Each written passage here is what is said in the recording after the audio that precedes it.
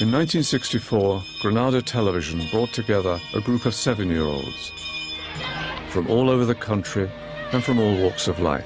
I'm going to work in Woolworths. I read the Financial Times. They talked about their dreams, their ambitions, and their fears for the future.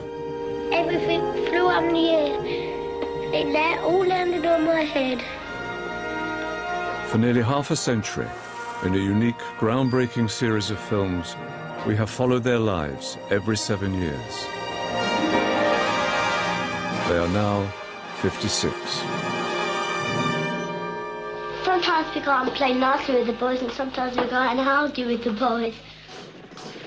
Sue grew up in the East End of London. I don't think I'd get married too early. I'd like to have a full life first. Marriage just means a different thing to me. I've still got my ideals about marriage. I don't know what it's all about.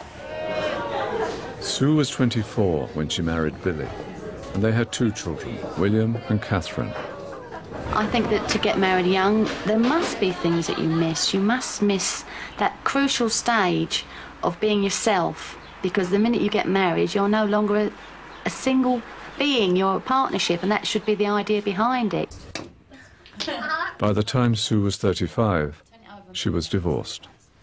I've never sat down and thought, well, what was it? Was it this? Was it that? I just knew it wasn't working. I mean, there have been relationships when I could have settled, but they didn't feel quite right. So I've always come away and pulled away and just waited until the right one come along, if they ever do. At 42, when we filmed Sue in the karaoke bar, she brought Glenn along to watch her sing. We've just met and things are going well, but now obviously things are going very well. Well, we've been engaged now for about 14 years. I'm not beating any records, but it's quite a long time, isn't it? Yeah. Come on in. Jesse, come on. We're completely different people. He's very energetic and tidy-minded, and I'm lazy and completely unenergetic. You're lazy? I am completely, absolutely lazy. Anything you want me to do? And what about the romance of getting married? Yeah, I mean, I do admit it would be a nice party, you know, and I quite relish the idea of having everyone round and having a good old drink and a celebration, but I can have a party any time. Oh, you're on the phone too. When I got married, the primary reason was because I wanted to have a child. The two, to me, went together. Have you and Glenn thought of having your own child? Glenn would have made a great dad. And when we first got together, he sort of asked me if we could have a family and all that, but I felt like I was past it, really, to be honest. I mean, I had 2 teenagers and didn't want to do that again, but he's loved bringing them up. I mean, last time we talked about a bit of tension in that area.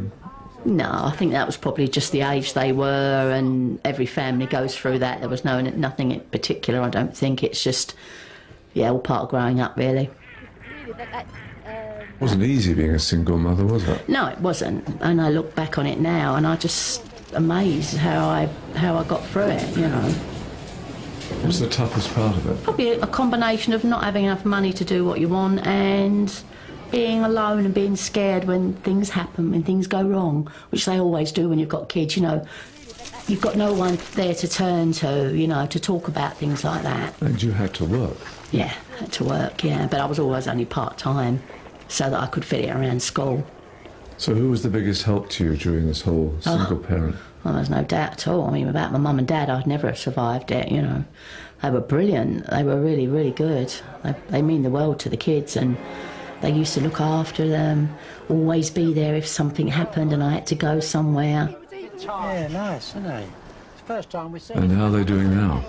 Yeah, they're fine. I mean, Dad's 80 now and Mum's 78. I think, I'm so lucky that they're still reasonably active. There you go. That's lovely, that one, isn't it? I've still got Catherine with me because she hasn't found anywhere else to go. I mean, I'm sure she would love to leave me, But I love it, the fact that she's here. We go shopping and, you know, we do girly things, do each other's hair and things like that. So I would miss her, but I know that she needs to get out and move on. I only had to have one filling, right? That was about the only thing that I had done. What about William? Well, he went to Australia for a year and he never settled back in being independent. I think it was too much, plus his room here was far too small. I mean, his computer was bigger than the room, you know. So, yeah, so he's renting. It's just so hard for them to be able to afford something. So in the future, your kids are going to be with you for a long, long time. But a lot of my work is involved in making bookings and dealing with hotels abroad. At 21, Sue worked for a travel agent. At 35, part-time for a building society. Everything's changed for me because I'm now supporting myself a lot more than I was a year ago. At 42, she went back to work full-time, helping to run the courses in the legal faculty of Queen Mary College, University of London. At 49, she was the main administrator for their postgraduate programme. Do you like the responsibility? Yeah, I love the responsibility. I think I was born for the responsibility. I'm now sort of the coordinator of the entire programme, so sort of margin charge really of the, of the LLM. It's like my baby really. I've nurtured it from its small beginnings into what it is now. Thank you very much. See you at graduation, yeah? I really do enjoy it. You know, I get up of a morning and I don't ever think, oh, God, I can't face going soon to work. But I know that happens to a lot of people, so I'm lucky, really. Someone's having trouble downloading this attachment, so I'll take this down for them. It's probably an old So you've got a lot of responsibility. Is there stress attached to it? Sometimes. I mean, some parts of the year are busier than others and you've got deadlines to meet. But then, in a way, that's good because it keeps you on your toes, you know. Never get bored. Where does the life of my respectable middle-class mother overlap with a working-class slapper who leaves a illegitimate child on a church doorstep? She was not! You don't know! She was young and frail. It started not long after the last programme with Tony, my neighbour, and he belonged to the group. And I said, oh, you know, I've been wishing I could do dramas for years, you know, since I was at school. And he said, come along. That's the time you must keep on trying. Smile, what's the use of crying? To stand on the stage and sing and have people, hopefully, appreciate it, hopefully. You know, but there's still that little nervous thing, the butterflies in your stomach when you're waiting for the curtains to open and, you know, it's a buzz, really. Realistically, this is the point you really do have to consider. You can't do two modules that are taught at the same time, obviously. You know, it's physical. When I get on the stage to speak to 500 students, now some people would find that very daunting, but I actually don't, because I think if you know they can never ask you something you don't know the answer to, then I think that helps build your confidence, and I'm not exactly shy, am I? It always takes one, you see. Once you get one, then other people tend to ask, but... You never went to university, and now you're right in the middle of a huge university machine. I suppose I should count my blessings that I'm actually in a university, having not done it myself, yeah.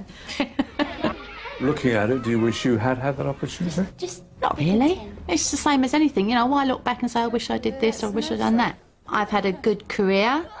At least I'll have my own home, which is a new thing for my family, because my mum and dad are obviously still in Council Place. I'll never be a rich pensioner. I'll never be able to travel the world once I retire, I'm afraid. But as long as I can keep the house warm and we can feed ourselves, I think that'll be fine.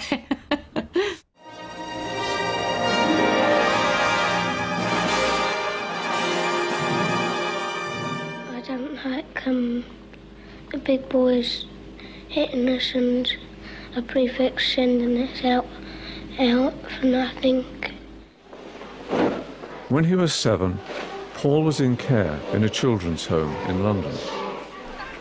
Were you happy at the children's home in England?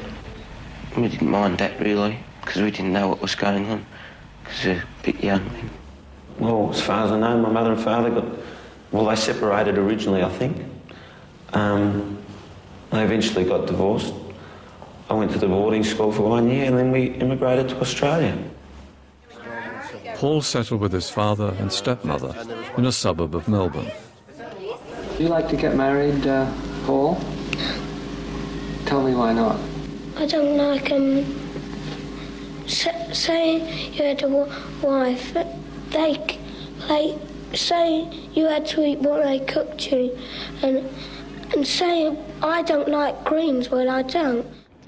I know I prefer to be alone, really. I can't say I don't want to get married, because I think I do. But I want to be happily married, you know, and therefore I want to make sure, I think. What was it that you fell in love with? What is it about him? His helplessness, I suppose. It was the motherly instinct in me to pick him up and cuddle him, and he's also very good looking, I think, but he doesn't agree with me. And in the summer he's got this cute little bum in shorts. I mean, I can tell quite a few stories here, but the one that really irritates me the most is when we have an argument, he says, "That's it, leave me." And I say, "Fine, all right, I will one day."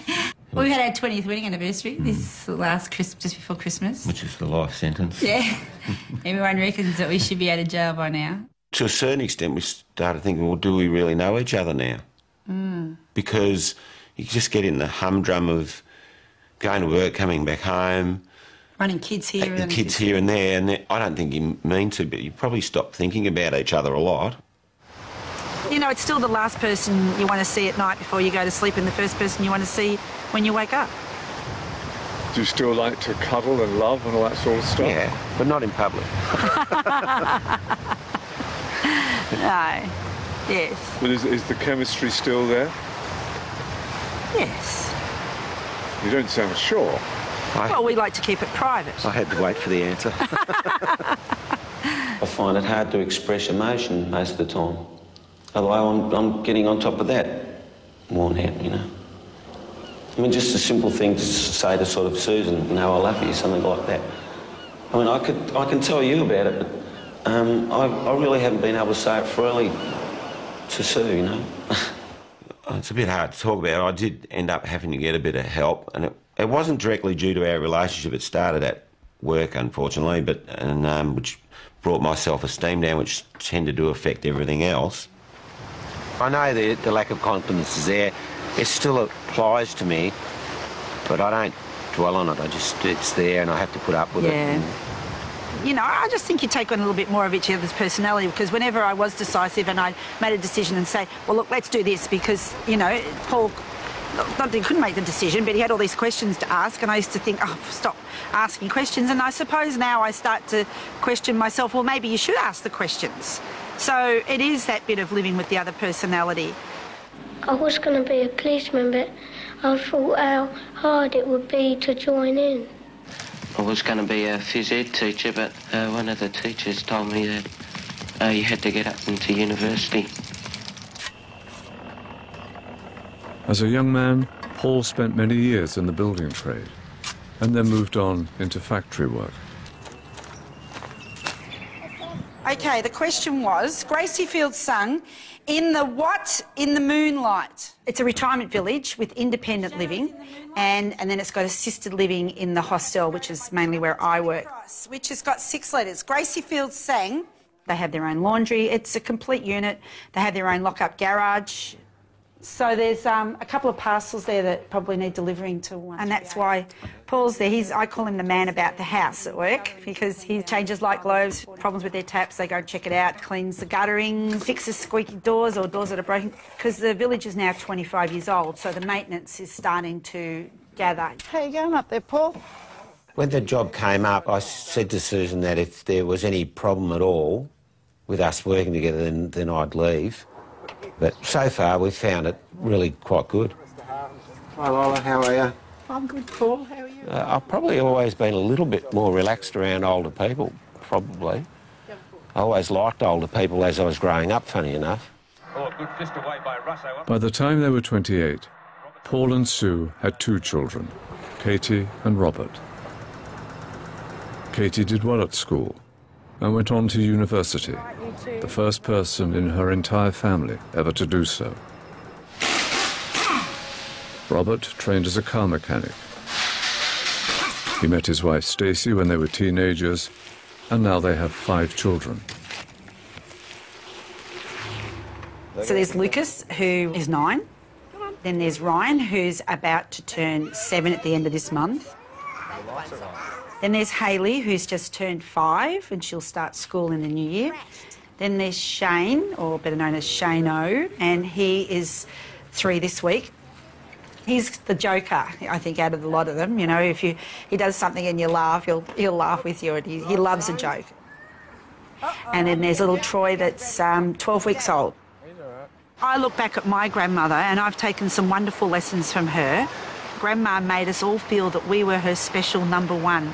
But I really think that that's the secret to being a grandparent, is to make every child feel that they have someone that they can relax with, be themselves with. Grandparents now have a really huge part to play in their parents' lives because the pressure's on them to work so much, and grandparents fill that hole of mum not being home every day. So, Sand, I've already made the frog in the ponds. Good. So there they are for the kiddies. Great. And your Rich likes fairy bread. I know. Let's get some spiders and snakes in there. Happy birthday, dear Shane-O. Happy birthday to you. It's a real struggle for them financially. But at the same time, you know, like all young kids, there's areas that we look at and go, well, we didn't have that. I've got 23 threepenny pieces, and I don't know how many halfpenny pieces I've got now. Oh, look, there's a whole stack of duckies over there. So neither of our kids have got credit cards. They don't live a credit life yet. I mean, they try and pay as they go, which is what we've always thought, and that's kept our head above water. We always felt if we were unemployed or out of work, if you own your house, you've got a huge buffer. And Robert's of the same belief. In their 20s, Paul and Sue sold up, bought an old van, and travelled across Australia. I think it brought us close together because, you know, we really got to know each other and we relied on each other so much. One of the most important things we ever did with our children was spend time with them, and particularly when you've got holidays. You know, go camping with them. Well, we went over to visit Katie because she was working up in the top end of Yorkshire on a community farm. We were missing her. We just don't want to tell her that. Well, they miss you when you're away. Do you miss them when you're away? I didn't miss them like, oh, God, I want to be around them, but I thought about them a lot and appreciated them a lot, which is probably good. So are the three of you getting on well? Yeah, most of the time. As long as we're not in the car, getting lost. We're atrocious in the car. But other than that, we're good. Yeah, no, it is good. Well, when we were in London, we went to Greenwich. It was built as a maritime retirement village almost for the sailors from the Napoleonic Wars. So that was all really interesting because we work in retirement villages. History painter Sir James Thornhill. And these buildings here were built before Australia was even discovered. So that's pretty amazing. Katie was in awe of it because in her degree she did art history, so she just loved it. What does university mean? Are you going to try and point your grandchildren into education, do you think? You want them to have a good education no matter what they do. Yeah. Better than you had, maybe. But that's my fault, really. I mean, I just didn't work hard enough, I guess. You hope the school systems have changed to encourage kids to go on, because one thing you can't take away from people is an education. I mean, the one thing my daughter's taught me is that it doesn't matter what you do, there's room for all of us. And, you know, even to the point if you don't work, you're still teaching us something. You know, you're teaching other people to care. How are you dealing with getting old? I don't think you really notice it. I mean, you still think you're the same. It's when maybe when you try to do something physically too quickly and pull a muscle, that just reminds you that you're getting older. Are you fearful of the future of disability or unable to do things? You hope that you're going to be one of the fortunate ones and not get ill in any way. Hello, Ken. Hi, Paul. How are you? Maybe where I work may have helped that recently, because people just tend to get on with their lives no matter what. And then that's the one with the Yeah. with the palace in. You've got a nice shot of a bin there. That one's good. You're getting better. You are getting better. Do you measure your life in terms of success and failure in any sense? No, not really. I mean, I suppose the success is that we're sitting here together and we haven't had tragedy happen to us. It's just about, you know, getting on with life and then enjoying our grandchildren, our children and our friends, you know. Yeah. Our goals of life have never... And then work just gets in the way.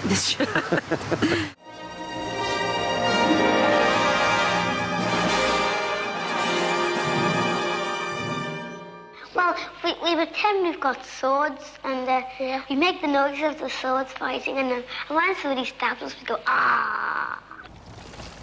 Neil grew up in a Liverpool suburb and had dreams of going to Oxford, but didn't get in. Sit.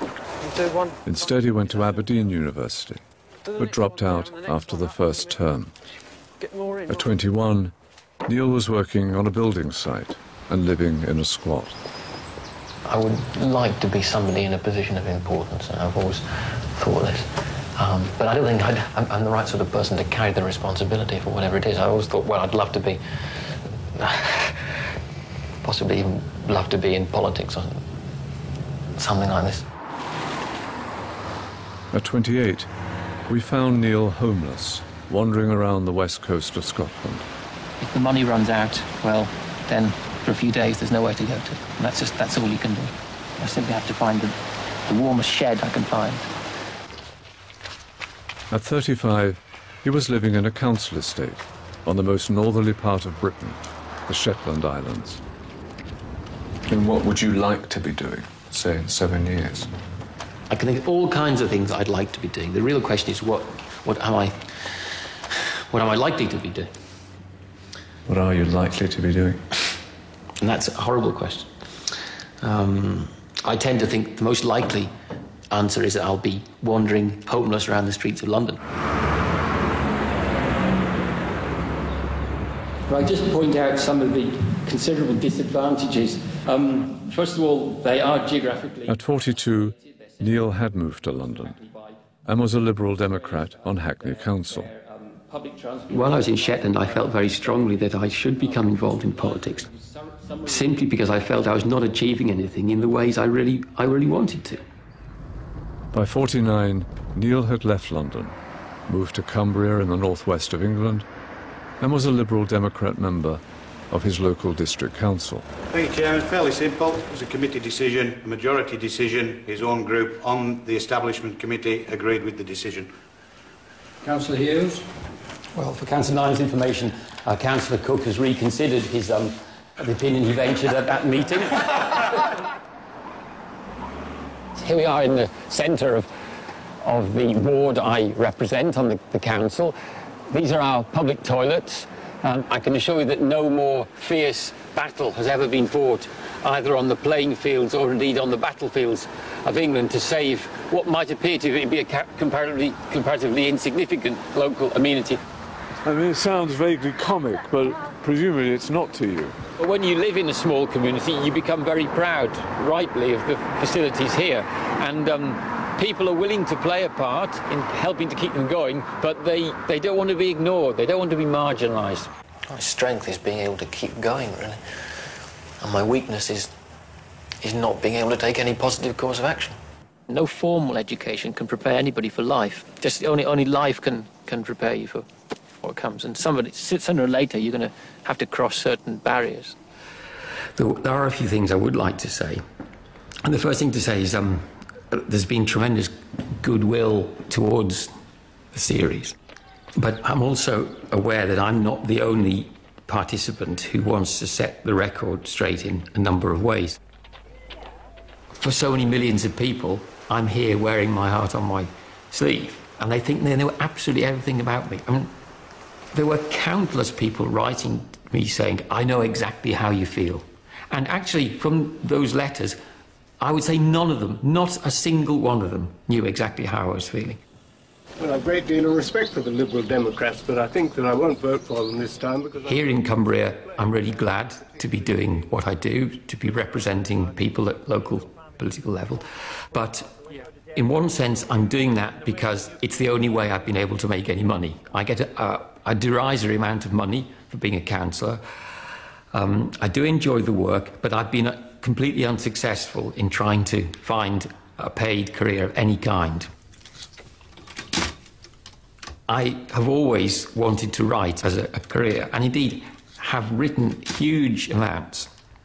And ironically, despite appearing in this programme so frequently, nobody has ever shown any serious interest in any of the work I do. And believe me, it's a great deal more important to me than anything I can say on a television screen. Even if somebody sent it back to me and said, well, read it and it's rubbish, actually, and that would be very demoralising, but at least some interaction would have taken place. There's hardly a day goes by when I don't write. That's a great gift, isn't it? It is, but it shouldn't be a sort of masturbation about which nobody else knows anything. Neil Hughes is the Liberal Democrat candidate. I and the Liberal Democrats want to see a just and fair society in which everyone... In 2006, I was invited to go to Australia to give a talk.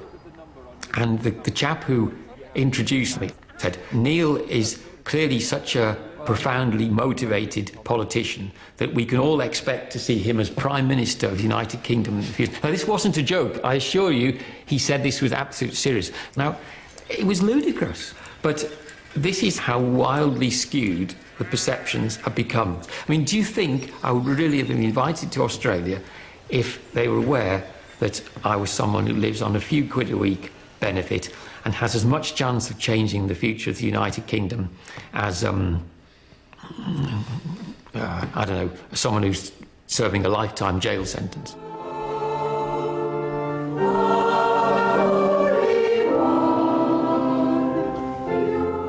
Yes, I'd say I believed in God. Are you religious? Well, I go to church with my parents on Sundays. I don't know, even now, whether I do believe in God or not. I've thought an awful lot about it, actually, and I still don't know. And how's he been treating you? Well, I said to somebody last week that I preferred the Old Testament to the New Testament, because in the Old Testament, God is very unpredictable. And that's, I think, how I've seen him in my life. And Doreen as well, and also... I was first a lay reader in London. And we pray that after completing a little more training, I was relicensed by the Bishop of Carlisle. Well, good morning. Welcome to our service today. Just a couple of notices first. If you haven't already been told, the proposed pet show is unfortunately cancelled. I'm a lay minister. I'm licensed to carry out quite a number of functions. It includes leading services, preaching, taking part in the readings, helping to distribute the communion and so on. In fact, I can do more or less everything a priest can do. To what extent am I a good model for others? I don't know. On the other hand, I am angry that so many doors have been closed, not just for me, but for so many people. I do feel nobody's listening out there. You know, there seem to be few currents that are encouraging people to stand up for their rights, not just their strict legal rights, but their rights to be human. In the name of the Father, and of the Son, and of the Holy Spirit. I'm not unappreciative of the honour it's been to be able to serve the church. To be able to serve my community, and I want to make that absolutely clear. But and it's true that I think it was Albert Camus who said that life is what happens while you're waiting for something else. But it's not the sort of place where someone who wants to change society is best employed. I mean, I would have thought that was pretty obvious. Peace with you. Nice to see you both. In the winter, if you lived in the country, well, it was just all wet and there wouldn't be anything for miles around. We're a very quiet village. There's always room for more activity and for more people being involved, but I think we do fairly well. There's a diversity of groups. They're still trying to persuade me to go in. Actually, the thing is, apparently Alan has cried off at the last minute, so there's just the two of them. I think it was Pascal, the great philosopher and mathematician, who said that if a man can live happily in his own living room for most of his life, then he's achieved the utmost philosophical breakthrough. And philosophically speaking, that's true, but I can't. You only stick me in my living room for 1 hour on my own, and I want to be out doing something. I want to be out changing things. I have always had a nervous complaint. I had it since I was 16. It was responsible for my leaving university and for some of my difficulties with work. Do you worry about your sanity? Other people sometimes worry about it. Like who?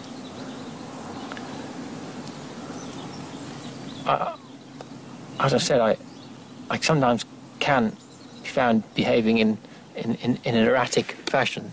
I sometimes get very frustrated, very angry, for no apparent reason, for a reason which won't be apparent to other people around me.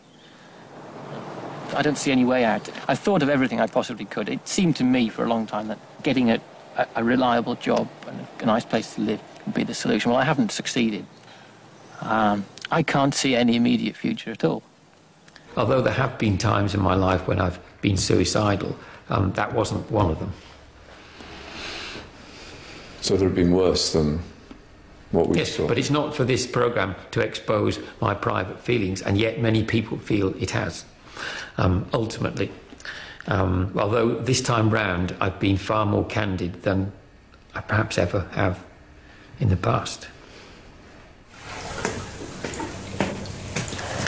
My formal contact with the psychiatric establishment belongs mostly to my mid and later teens and a short period of my early 20s. But I soon came to the opinion that I could help myself far better than those who were purporting to help me. But I was aware even then that a lot of the therapeutic technique is about leading people to exactly this conclusion, if it's unwell. So I'm not going down the line of criticising the medical establishment.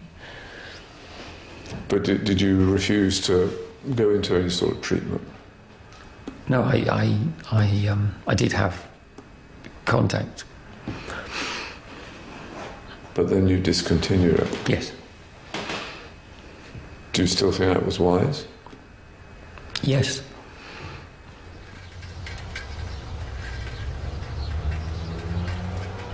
You scared of getting old? Yeah, I don't want to live to be that old. I think if I can reach something like 70 or 75 in reasonable health, that will be quite enough for me. When I get married, I don't want to have any children because they are always doing naughty things and making the whole house untidy. I always told myself that I would never have children. Why? Because children inherit something from their parents, and even if my wife were the most high-spirited and ordinary and normal of people, the child would still stand a very fair chance of being not totally full of happiness because of what he or she will have inherited from me. Have you ever really had a romantic, emotional relationship? Well, I've had several, but the fact that I'm living alone still obviously betrays the fact that none of them has endured. Is there a reason for that? Relationships always involve two people. But a string of failures, does that tell us something? Well, I'm sure it does. Any fool can see that. I'm not saying you're a fool. And what does it tell us? It tells you what you like. It tells you that I haven't been successful in relationships. It may tell you that I'm intolerant, but more likely it tells you that I don't have the capacity for making a relationship work. But I must stress again that it does take two. I have never walked out of any relationship with anybody. It sounds like ghostly coloured people. You think of a purple person with red eyes and yellow feet, and you can't really think about what they really look like. I find it hard to believe that I was ever like that, but there's the evidence. And probably when I was 7, I just lived in a wonderful world where everything was sensation and dumb. I could be happy like this, I could be miserable next minute. What makes you happy? Happy is a difficult word. How many people are happy? Perhaps we're most happy when we're not aware of it. And enjoying a relaxed meal with some friends, just being with friends. I think the few weekends in the year when I'm lucky to be able to go and stay with some of my long-term friends, I'm really happy. I can think of hardly anything better than walking across the fields when we just chat about the things we're both interested in and our aspirations. And I think that's the noblest and in many ways most satisfying relationships you can possibly have. How it would be if we lived next door to each other, I don't know. It might be very different, but maybe the joy in some relationships is that you see some people only infrequently.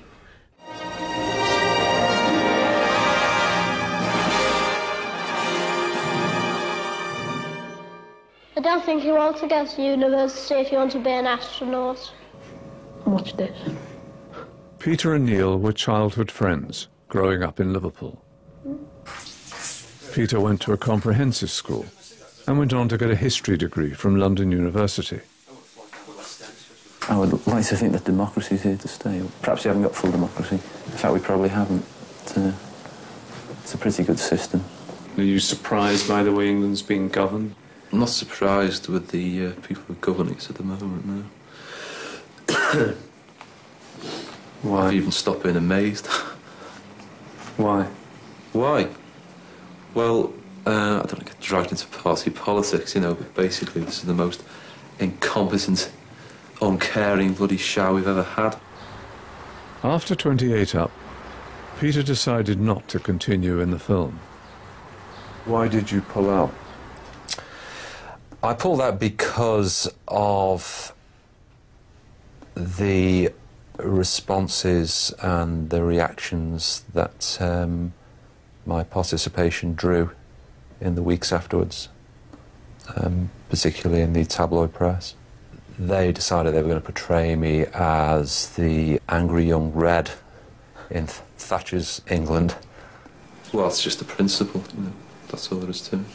I think I was articulating at the time what a lot of people of my age and my background were thinking, and I was an easy target. They're part of it, they perpetuate it. But I was absolutely taken aback, completely, genuinely shocked at what I saw as the level of malice and ill will directed towards me. Until you've experienced it yourself, you can't begin to appreciate how it feels. So now you're back, so why did you come back? I feel a lot happier with myself, happier in my own skin. And then, secondly, more specifically, because I want to promote the music and the band I'm in. It was a gold rush town. And what are you called? We're called the Good Intentions. But when he hit that bang, he thought that... I'd always played in rock bands, some of them spectacularly bad bands. What really got me into this music was being exposed to the music of Graham Parsons. Because way back in the day I was a big Elvis Costello fan, and I read an interview with him in which he said, well, I think I'm a good songwriter, listen to this guy, Graham Parsons. It was almost like an epiphany. It was like I was hearing the music I'd been waiting to hear all my life. Once Carolyn Tedford said she loved me. And I'm going to marry her when I grow up. Doesn't appeal to me at all at the moment. For me, what, I'm just gone 20. I haven't even been abroad yet in my life. So there's no way I'm going to get settled down. So, well, what do you want to do? Do you just want to record, me and Pete to record what we're doing and you'll work round it? I think that's what We were working in an office together and we joined the office band and that's how we got to know each other. So, Gabby, and was it love at first sight? Well, I had a sneaking suspicion that Pete liked me because he was really rude and sarcastic to me all the time, so I thought, I think he's probably quite keen. No, that's not true. And you've always played together since then? Yeah, more or less. I think Yeah. we probably stopped for a while when the kids were little. Our boy's 19, our daughter's 16. And how are they doing? They're doing Really good. remarkably well. Our son is in his first year at university, and our daughter is coming up to her GCSEs. Once you have your own kids, you have this huge realisation of how your own parents felt about you and what they did for you. What's the greatest gift a parent can give a child? It's their unstinting love and support and their time. Their time, because I think children value that more than anything. You're giving, unconditionally, you're giving them your time. Well, if I can't be an astronaut, I'd like to be a bridal sergeant in the police force, like my dad is. So are you under pressure to get a job? Yeah, I suspect they am from the parents. They keep dropping hints. Teachers are undervalued and underrated, and the system is beginning to crumble. You know, people outside of it don't realise that, but it is, and it's very disillusioning. I left teaching not long after that programme. It was actually nothing to do with the programme. That was a misunderstanding at the time, I think, which took hold in the press. And I'd been planning to leave teaching anyway. And I just didn't see a long-term future in it for myself.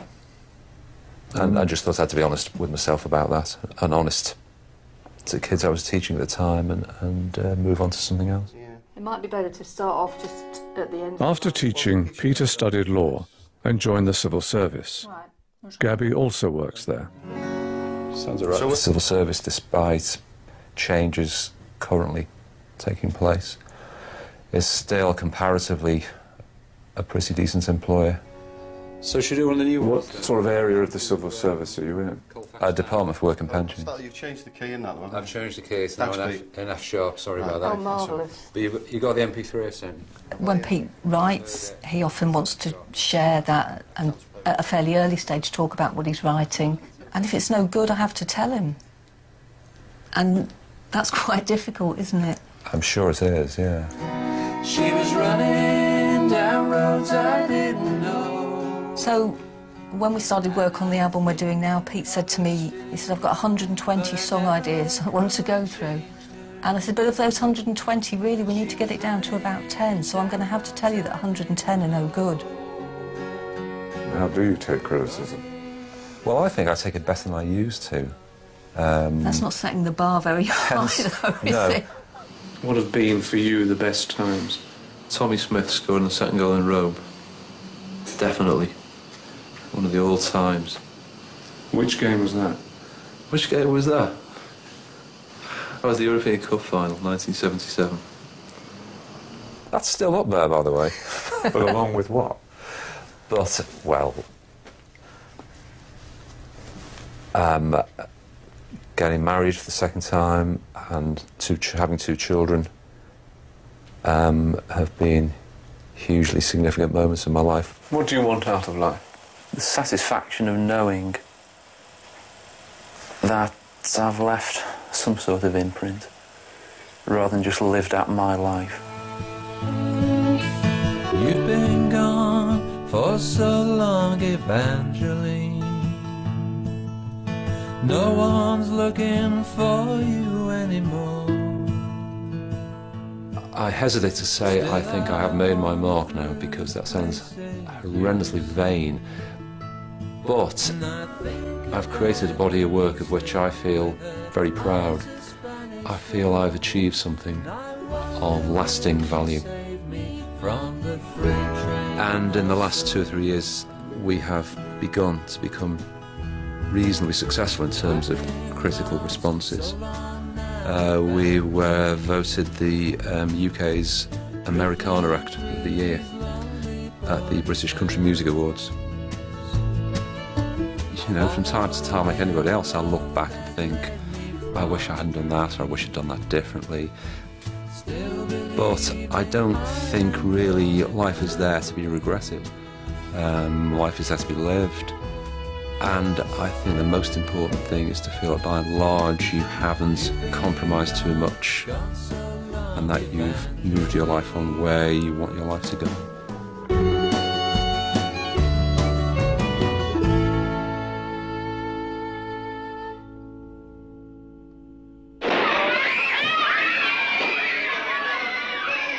And what about the other children? Where are they now? What are they doing? I would like to get married when I grow up. I mean, I know that's not possible to be happy all the time, but as much of the time that was possible.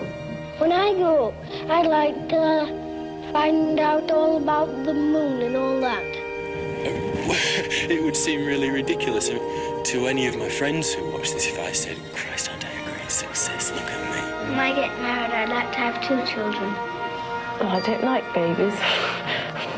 I feel like bundling when there's already a fight. I think I admire people with great determination. You know, like people who just come up from nothing.